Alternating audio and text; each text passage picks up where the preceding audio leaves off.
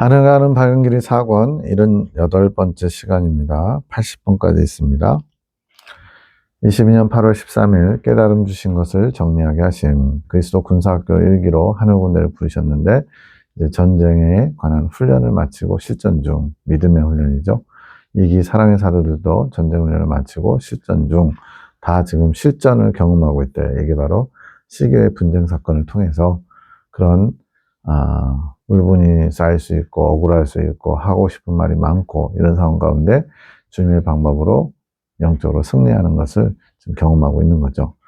훈련은 영적 전쟁을 하기 위해서 교육받은 것이고 실전 중이라는 것은 영적인 전쟁을 하고 있는 것인데 이걸 통해서 성장이 이루어진다. 지금이 아주 중요한 시기인 거죠. 이긴 자가 되어야만 전쟁의 승리자로서 주님의 온전한 도구가 되는 것. 이긴 자가 말 그대로 승리했다는 의미거든요. 주님이 정하신 분량을 채웠다는 얘기죠. 온전한 도구라고 하면 다른 사람들의 영혼을 살리는 영적 전쟁의 도구. 지금 마귀는 어떻게든지 한 영혼이라도 주님과 멀어지게, 주님으로부터 떨어져 나가게 만드는 일을 하잖아요. 그것과 싸워 물리쳐서 이겨야만 다른 영혼들을 살릴 수 있는 주님의 도구가 될 수 있죠. 영적 전쟁의 도구이면서 쓰임받을 수 있음. 주님의 뜻을 이루기 위해 속히 자라가야 함. 내가 빨리 성장해서 뭐 대환란을 면제받고 또 높은 천국에 가고 삼층천 영광에 동참하고 다 좋아요. 그런데 그건 부수적인 것이고 더 중심에 있는 것은 주님을 사랑하기 때문에 또 주님이 우리에게 그것을 원하시기에 주님의 뜻 때문에 주님의 뜻을 이루기 위해서 속히 자라가야 되는 거죠. 이게 중심에 있어야 됩니다. 주님의 뜻을 위해 속히 자라가야 한다고 마음먹는 것을 주님이 기뻐하시며 주님 중심적으로 생각하는 것이라고 인정해 주시는 거죠. 그렇지 않고 내 욕심을 위해서, 영적 욕심도 있거든요. 빨리 성장하기 원하고 높이 성장하기 원하는 것이 아니라 주님의 뜻을 이루기 위해서 주님의 도구로 쓰임받기 위해서 그것을 삼아야 된다는 거죠. 군사의 자세는 믿음과 무조건 순종이 요구되고 또 절도 있는 모습으로 사랑이 충만해야 된대요. 믿음이 있어야 순종할 수 있고 무조건 순종하다 보면 믿음이 자라게 됨. 믿음과 순종의 관계가 이렇게 선순환되는 거예요. 믿음이 있어야 순종, 무조건 순종하다 보면 믿음이 자라고.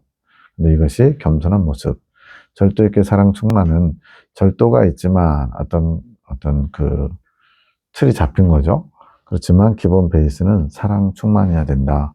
마치 율법 중요하죠. 율법은 선한 것이죠. 근데 그 율법을 지키는데 기본 바탕은 사랑해야 되는 것처럼. 절도는 조심성을 의미하고 사랑 충만이란 주님을 사랑하는 마음을 충만을 가져야 된다는 건데 주님께 먼저 사랑을 받고 그러면서 주님의 마음을 알아가면서 주님을 향한 사랑도 생겨난대요. 사랑을 받음으로 주님의 마음을 알고 주님의 마음을 알면서 또 주님을 향한 사랑이 생겨나고 이것도 선순환이 이루어지는 거죠.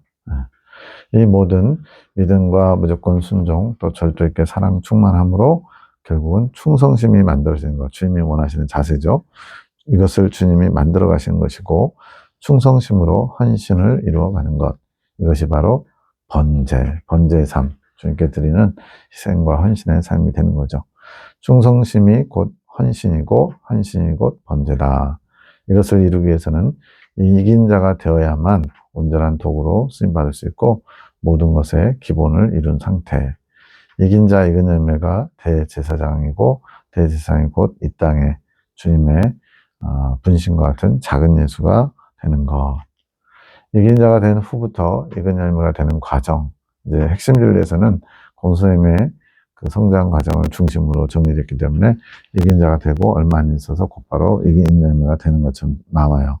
그러나 이제 창조 계시를 통해서 이루어가시는 주님의 방법은 이긴 자가 되고 나서도 오히려 광야 때보다 훨씬 더 긴 이근 열매가 되는 과정이 있습니다. 이 과정에서 주님께서 가르치신 것이 있을 텐데 아직은 구체적으로 정돈하지는 못함. 차후에 정리하실 것 같은 지금 4년 정도 3년 6개월 흘른 지금 하나하나 정돈되고 있습니다. 이렇게 말할 수 있는 이유는 조금씩 알아가는 게 있는데 아직은 구체적으로 표현이 안 된, 아직 정리가 안 된 거죠.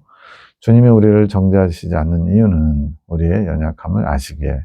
어떤 연약함이냐면 죄성에 지배받아서 죄의 법칙으로 살아갈 수밖에 없는 존재, 즉 우리가 죄를 지을 수밖에 없는 연약한 존재인 걸 아시기 때문에 정죄하지 않으신대요. 물론 회개해야죠.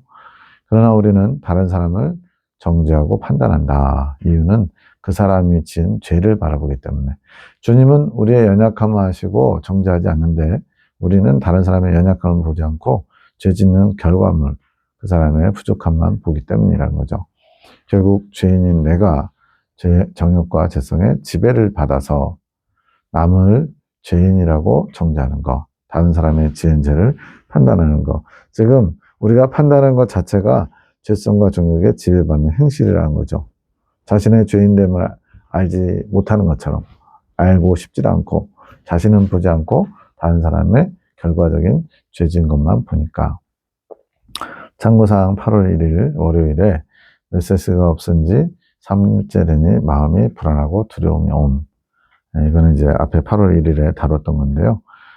3일 동안 메시지 주님이 말씀이 없으시니까 마음이 불안해진 거죠. 계속 주님의 뜻이 나타나다가 내가 뭘 잘못했나 싶은 거죠. 나눔하면서 마음을 정리해보는데 믿음이 있는 자라고 하셨는데 뭘 믿어야 할까 생각하는 마음이 들었대요. 그동안 주님의 마음을 알게 되면서 하나님은 사랑이시구나. 하나님은 주님과 하나 되는 길로 인도하시는 그것이 주님의 가장 큰 사랑이라는 것을 알게 됨. 오래 참아주시고 그 길을 인도해 가시는 주님의 크신 사랑. 주님이 지금 우리가 죄 지을 때마다 범죄에 합당한 형벌을 징계를 하셨다면 지금까지 살아있을 사람이 과연 얼마나 되겠어요. 참아주시면서 주님과 하나 되는 그 놀라운 길로 인도하시는 게 가장 큰 사랑이죠. 나를 사랑하시고 모든 영혼을 사랑하시는 분, 그 사랑을 믿어야 한다는 생각이 듭니다. 마음에 불안이 찾아왔다가 주님이 지금 나를 여전히 포기하지 아니하시고 놓지 않으시고 계속 꾸준히 그 사랑을 주고 계시다는 걸 믿어야 되겠다 이렇게 생각하는 거죠. 계시가 끊어진 것 또한 벌하시는 게 아니라 그 사랑 안으로 이끄시기 위함임을 믿는 마음이 정돈된 거죠. 그 사랑을 믿는 믿음이 흔들리게 하는 환경 가운데에서 더욱 굳건해져야 한다는 생각이 주님의 사랑을 믿고 나아가는 것이 담대함이라 생각이 주님이 나를 향한 주님의 사랑을 믿는 거, 그게 담대함을 이루겠죠. 안 그러면 주님이 나를 버리셨나? 주님이 나와 멀리 계시나? 이러면서 회의와 의심이 될 수 있죠. 마음이 정돈되니까 모든 것이 감사하고 감사하다. 8월 1일에 있던 고백이거든요. 저에게 주신 메시지입니다. 너는 무엇을 위해 왜 충성하기 원하느냐? 제가 주님께 충성하기 원합니다. 이런 고백을 했나 봐요. 그때 그 상주에 예레미야 기도 방문했을 때 나는 너의 생각이 바뀌고 관점이 바뀌기 원한다. 나사렛 성전에서 고백이죠.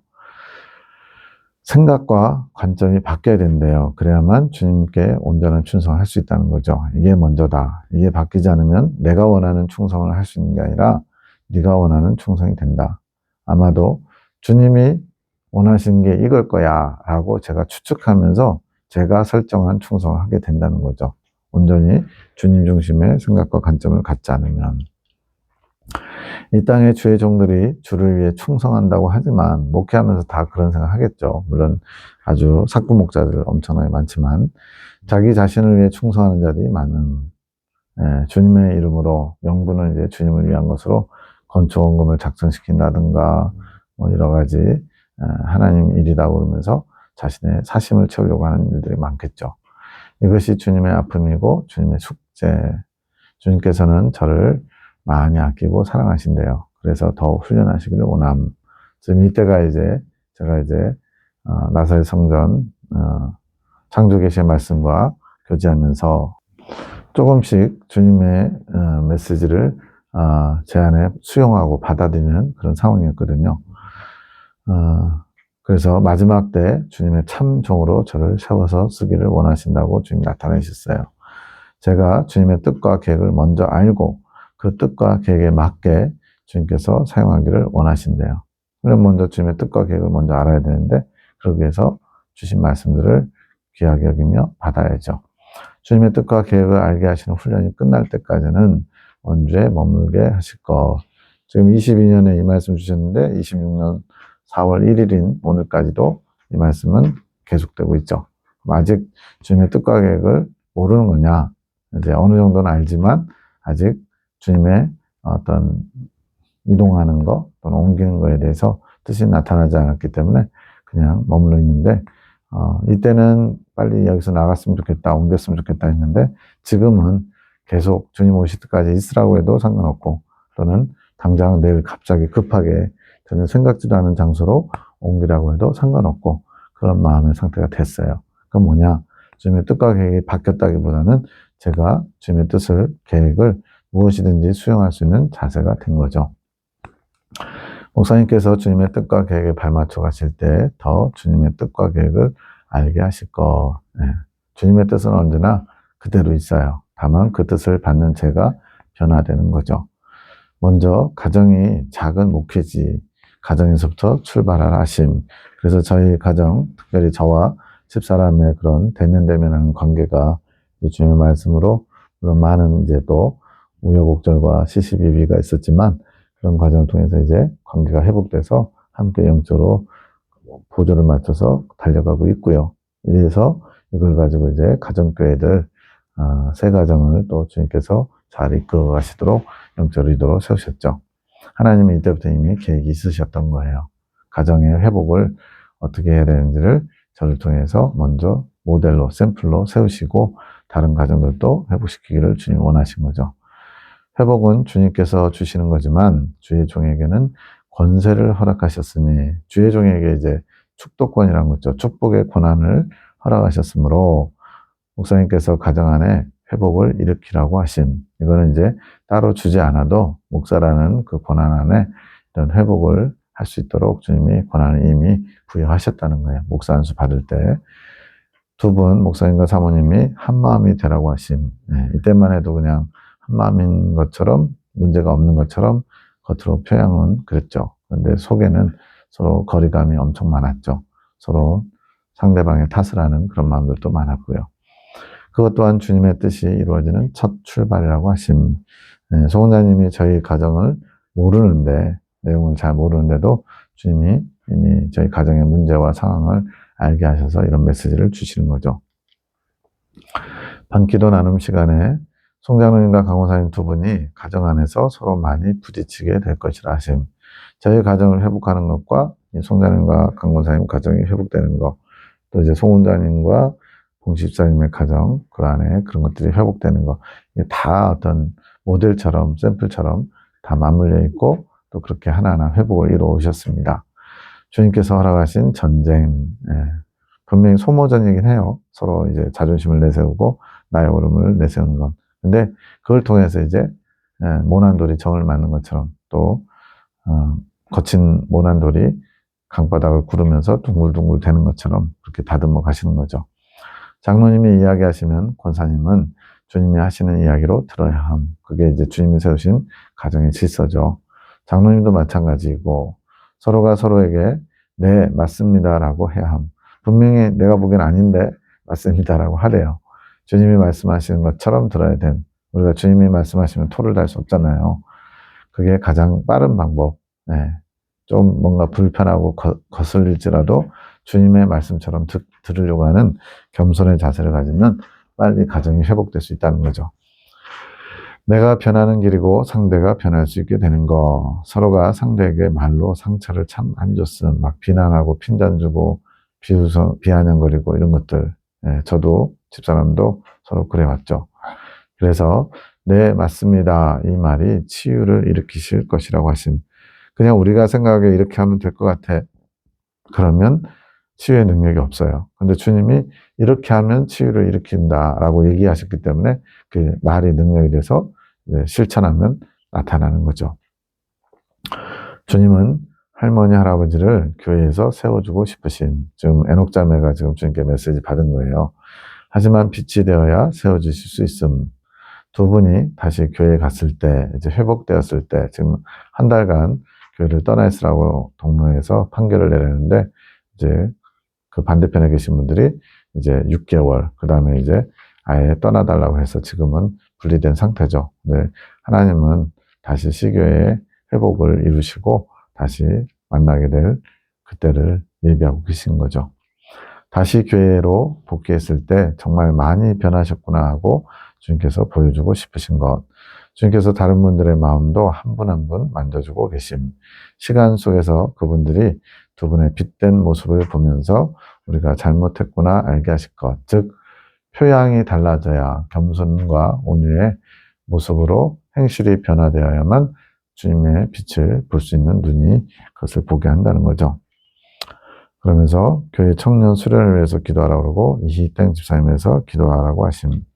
하는 군데 애녹자매 기도합니다. 주님 오늘 어떤 기도를 할까요? 이희땡 집사님에서 기도해 주기. 저번에 숙모에게 말씀하신 대로 기도해 주기. 숙모는 박민희 집사님이에요. 자신의 교만한 모습을 볼 수 있게 기도해 주기. 이분이 재정 부분을 맡으셨는데 저도 한 번밖에 접해보지 못했지만 똘똘하세요. 굉장히 논리가 있고 어떤 소신이 있어요. 그렇지만 그러면서 이제 본인에 대한 과대평가가 있는 거죠. 자신의 모습을 바로 봐야만 그 모습을 버릴 수 있게 되는 것. 자신의 모습을 모르시기에 그러한 행동을 하시는 것. 아직 자신의 모습을 잘 모르시는 것. 자기 자신을 아는 것 같지만 모르는 게 많은 거죠. 특별히 이제 사람의 관점이 아니라 주님의 관점으로 보았을 때. 하지만 우리 모두에게도 그러한 모습이 있었고 주님께서 하나하나 회복하게 하신 것처럼 그것 때문에 지금 우리가 조금은 분별할 수 있게 된 거. 우리도 똑같았다는 거죠. 그렇게 이땡 집사님에서 기도할 때 판단하는 마음이 아닌 저분은 왜 저렇게 교만할까, 자기중심적일까 이러면 안 된다는 거죠. 은혜를 입은 자의 마음 먼저 변화시켜 주신 것에 은혜에 감사하는 자의 마음으로 집사님을 긍휼히 여기면서 주님께 은혜를 달라고 기도해야 하는 거. 긍휼이 없는 기도는 주님께서 받으실 수 없음. 왜냐하면 주님께서 긍휼을 베푸셨잖아요, 먼저. 그래서 우리에게도 긍휼 없는 자는 긍휼 없는 심판을 당하신다고 했죠. 또 이 긍휼이 심판을 이기고 자랑할 수 있다고 했습니다. 긍휼의 마음이 되어야 함. 이것이 주님의 마음을 아는 것의 기본. 이거 이제 이웃사랑을 말할 때 우리가 주님을 긍휼히 여길 일은 없잖아요. 그래서 이웃을 향해서 주님의 마음을 품는 거예요. 긍휼히 여기는 마음. 죄를 지을 수밖에 없는 존재. 죄의 노예 역할을 하는 그 연약함 이런 거를 불쌍히 여기는 마음이죠. 주님의 마음이 곧 이웃사랑인데 이웃사랑의 마음의 기본은 긍휼히 여기는 마음. 먼저 주님의 마음으로 사랑하기 전에 불쌍히 여기는 마음, 주님의 마음으로 안타깝게 여기는 마음, 어둠에 매여서 헤어나오지 못하는 것을 긍휼히 여기는 마음이 필요하다는 거죠. 그리고 교회 수련을 해서 기도해 주기, 주님의 사명을 잘 감당하면서 그곳에서 주님의 빛이 잘 흐를 수 있게 기도해 주기. 이 교회 수련회가 이제 구목사님 초대하는 사경회를 하려고 한 거, 그것을 안 하게 돼서 K 목사님이 주님께 이제 책망을 받는 그것과 같은 건지 모르겠네요. 따로인 것 같기도 하고요. 나는 주님의 뜻이 잘 흐를 수 있게 돕는 역할을 해야 하는 것. 늘 조심하면서 주님의 뜻이 잘 흐를 수 있게 기도해야 함. 주님의 뜻이 잘 흐를 수 있게 이게 통로 역할이고 축복의 도구죠. 주님의 뜻을 잘 흐를 수 있게 하려면 내 생각 내 뜻이 없어야죠. 창조계시기도 송원장님, 육체의 소욕을 따르면 양심이 있기에 내가 나 스스로를 정죄하게 됨. 양심, 주님께서 양심의 기관을 통해서, 혼의 기관을 통해서 주님의 빛을 비춰주시는 거죠. 근데 육체의 소욕을 따라간다는 것은 그 빛이 그것을 조명함으로 지적받게 되겠죠. 그러면 스스로 정죄하게 된대요. 그것이 우리의 본성, 죄를 지으면 주님을 피해 숨는 것. 가장 잘 보여준 예가 하와 아담이 따먹지 말라고 한 선악과를 따먹고 주님이 아담아 아담아 내가 어디 있느냐 부를 때 피해 숨었죠. 자신의 부끄러움 때문에. 그러나 주님은 정죄하지 않으심. 그래서 아담과 하와가 이제 부끄러워서 숨었나이다. 그러니까 누가 너보고 선악과를 따먹겠느냐 책망하시듯이 말씀하셨지만 결국은 가죽옷을 지어 입히셨죠. 이긴 자가 되어 죄를 짓게 되면 받는 지옥 고통. 자, 이긴 자가 되었다는 것은 이제 죄사함, 사죄은총을 이뤘다. 자범죄가 용서받은 거거든요. 그래서 그 이후에도 죄를 도모함으로써 죄를 범할 수는 있어요. 그렇게 죄를 범하게 되면 지옥의 고통을 이 땅에서 받게 된대요. 근데 이것은 어떤 몸에나 막 어떤 강한 어떤 충격, 쇼크 이런 거의 고통이라기보다는 내면의 고통 같아요. 정말로 주님의 범죄한 것 때문에 고통스러운 마음, 저 이걸 딱 제 생애에 많은 죄를 지었지만 그 중에 한 번이 바로 예전에 그 다른 차를 망가뜨린 건 아니고 저 스스로가 이제 눈 속에 덮여 있는 경계석을 긁어가지고 보험료 청구되는 게 한 93만 원 정도 나오거든요. 그것 때문에 이제 보험 날짜를 속여서 보험 처리하는 사람한테 마치 작년 12월에 사고 났는데 새로 갱신하고서 1월 9일쯤에 사고 난 것처럼 그런 식으로 속여가지고 보험을 갱신해서 보험료 한 50만 원 정도 자기 부담금을 줄여보려고 거짓말을 한 적이 있어요. 그렇게 의도적으로 그 당시에 이제 한 달 사례비 40만 원 받던 전도사였기 때문에 지금으로부터 한 15년, 20년 전이죠. 20년 전. 그때 이제 그렇게 속였던 그것이 저에게 한 달간 엄청나게 양심의 가책과 고통으로 고의적인 거짓말이죠. 물론 이제 돈이 없으니까 보험 50만 원 정도를 좀 아껴보려고 한 달 사례비보다 더 큰 비용이니까요. 그렇게 했던 것이 너무나 고통스러워가지고 한 달 동안 죽을 것 같은 고통을 겪어봤어요. 그게 이 지옥의 고통인 거죠. 근데 이제 그때는 이긴 자는커녕 아직 많이 성장하지도 않은 때지만 이러한 지옥의 고통의 맛은 조금은 알 것 같아요. 이거는 이제 내면의 양심의 죄로 인해서 당하는 고통이죠. 주님과의 단절은 나 스스로의 본성으로 인해 오는 거. 본성. 아직 우리 안에 죄성이 이긴 자가 돼서도 죄성이라는 뿌리가 남아있거든요.